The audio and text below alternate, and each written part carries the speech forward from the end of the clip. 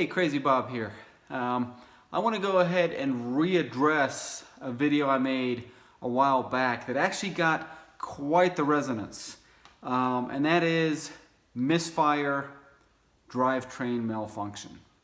So I'm going to go ahead and do a part 2 here where I'm going to kind of talk about it a little more. In that first video I talked about 99% of the time it's going to be this right here. This is a Ford coil pack, it's not a BMW coil pack, but they're all kind of similar. So the coil pack can be an issue. The spark plug can be an issue. Probably two of the easiest things to look for.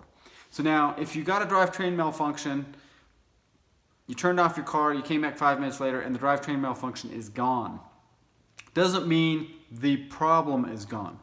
But drive around, see. If it comes back, then the first thing I would suspect is maybe a spark plug or a coil pack. Now, that being said, there are a lot of other things that can cause a drivetrain malfunction. And so I tried to answer a lot of the folks that had questions. I got a whole lot of questions about like, hey Bob, I'm getting a drivetrain malfunction. Well, that's kind of a general term. People give BMW a bad rap, and it's for the wrong reason. So would you like to have your car break down?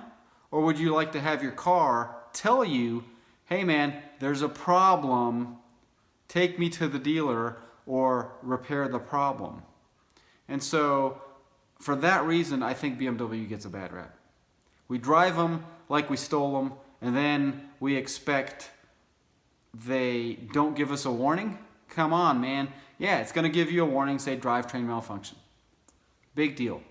Just telling you, hey man, there's something going on. And some manufacturers don't do this, and guess what? They do it retroactively. By the time the engine check light comes on, this thing's misfired so much that it's caused detonation or issues in your cylinder. Now you have a head gasket bad, yada yada yada. So I would rather get that drivetrain malfunction up front and know, hey, there's an issue for me to fix. But being that it's so broad, I mean, drivetrain malfunction, dun, dun, dun, what is a drivetrain malfunction? Well, you gotta have a little bit of ability to try to read or find the error codes. On some of the F models, you can go into the hidden menu. It's another video out there. There's a lot of folks that put videos on how to find the hidden menu. And some of them will show you the P codes. P0031 is a specific misfire for a specific cylinder. P00 whatever. So you got to kind of use an OBD tool or an OBD scanner or a diagnostic tool to at least give yourself kind of an arena. If you don't have all that, and this misfire code, this drivetrain malfunction came up, and you can take a shot, change the spark plugs, see what happens. But honestly, get a $29 OBD 2-plug, use your phone, scan it, and see, because it's going to give you more of an idea. And if you do get a misfire code, there's several ways you can kind of eliminate whether it's the spark plug or the coil. We'll talk about that in a minute. But nonetheless, some other things to look for when you're talking about misfires. These are the obvious. I talked about those a lot in my first video. Some of the not so obvious are fuel pump, high pressure fuel pump. So you have two in a BMW. You have a pump that brings the fuel to the front from the tank. That's not your high pressure fuel pump. Your high pressure fuel pump is a mechanical device that sits on the engine. Let's take a look at it.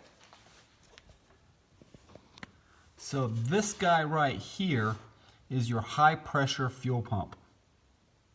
So I'm not saying that is the problem, but a few years back on some of the F models, that was a problem. And because it was a problem, a lot of people now assume when they get a drivetrain malfunction, that might be it. Well, it's not always necessarily it, but it's one of the items that could possibly be the problem. Okay, so the high pressure fuel pump, how do I know if that's my problem? Well, you're going to get most likely a lean code using the OBD2 tool I just talked about and reading it out, finding what that particular code means. If you get one that means lean bank 1, lean bank 2, or basically you're getting all kinds of lean codes, could be the high pressure fuel pump. Now, I had a 435i a few years back, and the day I bought the car, the fuel pump went bad. And it had a lean code, but it was not the high pressure fuel pump, it was the in-tank pump, which is the better option. I'd rather have that pump go bad than my high pressure fuel pump. So the car just basically shut down and said, hey, I'm not going to go anymore. The pump still technically functioned, but it put the car in such a lean status that it just decided, I'm not starting anymore. So that's an ideal situation. To drive around with a lean code is a death wish. You're going to kill your engine. So for that reason, I believe BMW actually does a good job at pre-warning us. It's telling us, hey man, there's some stuff going down, my friend, and you get warned. So that's where they get a bad rap? Really? So, I mean, get into a Chevy and wait till the engine light comes on. You've probably, or possibly at least, already done a little bit of damage because it's warned you after something went bad. And now most people get that check engine light, the generic check engine light, and then they just keep driving for weeks. And it doesn't tell them, hey, you can keep driving, hey, don't drive anymore. Yellow versus red on the message that you get. So I really think BMW gets a bad rap there. So high pressure fuel pump, misfire.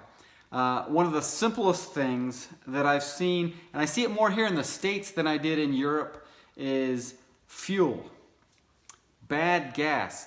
So if it's been raining like hell and there's a rainstorm or whatever and you went to get gas or whatever, or for some reason there's water in that huge underground tank and you happen to get that last little great fuel that was in that tank and you've got water in your fuel, that'll cause a drivetrain malfunction because it'll cause a secondary effect, which is misfires.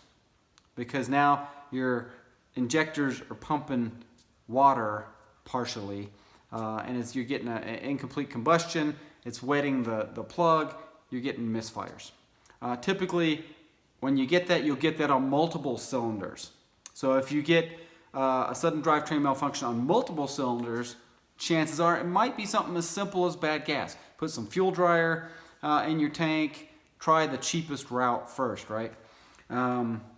So those were a few of the items. Now, the big items I have yet to encounter, and I hope not to. And those are some other things that cause drivetrain malfunctions, especially if you have a higher mileage car, are going to be the vanos, which is your variable valve timing. So the vanos system malfunctioning or not working as it should. It can be a variety of sensors. An O2 sensor can cause it. So there's just a plethora of things that can cause it. So a drivetrain malfunction is not an evil thing. See it as your friend. As long as the car tells you, hey, you can still drive moderately, hey, drive moderately, check it out. If you're not feeling confident, have a shop check it out. But nonetheless, by all means, check it out. So coming back to I'm jumping around here, and forgive me for doing that. But coming back to this one. So this is one of the common ones. This is one of the more common ones that you're going to see. So here's what you can do. So cylinder number 1, misfire code. That's what you got. You're like, oh crap, which is it? Is it the spark plug or is it the coil pack? So I'm OCD, so I'd probably just change all 6 spark plugs and coil packs. But I'm just crazy like that. But in any case, typically you don't want to do that. You're just blowing money. So here's what you're going to do. You're going to go ahead and pull this coil pack off. You're going to put it on cylinder number 2. You're going to take the coil pack from cylinder number 2. You're going to move it over to cylinder number 1. Now, you're going to start the car. You're going to drive it on the block once. And if you come back and suddenly now that your OBD2 says, hey, misfire on cylinder 2, guess what? You've moved, the only thing that you've moved is the coil pack. So it's the coil pack. So now you replace the coil pack and you're good to go. So an easy way to diagnose with minimal effort. I hope this video helps you guys. I know it's not the solve all by the amount of views that I got from that other video. I would really want to thank the folks that took the time to take a look and not think I'm talking a bunch of garbage. But the amount of questions that I got was just so overwhelming that I figured I'd make this quick little video. It's definitely not the solve-all. There are issues that you're going to run into that give you a drivetrain malfunction, which are none of the items that I mentioned. It's going to be some off-the-wall issue like your catalytic converter being plugged or some rare issue that one of you may run into. If you do, shoot me a comment and let me know what gave you your drivetrain malfunction. With that, I want to say thanks for watching, and thanks for the 1,500 subscribers that have stuck with me. Thanks a bunch. See you next time.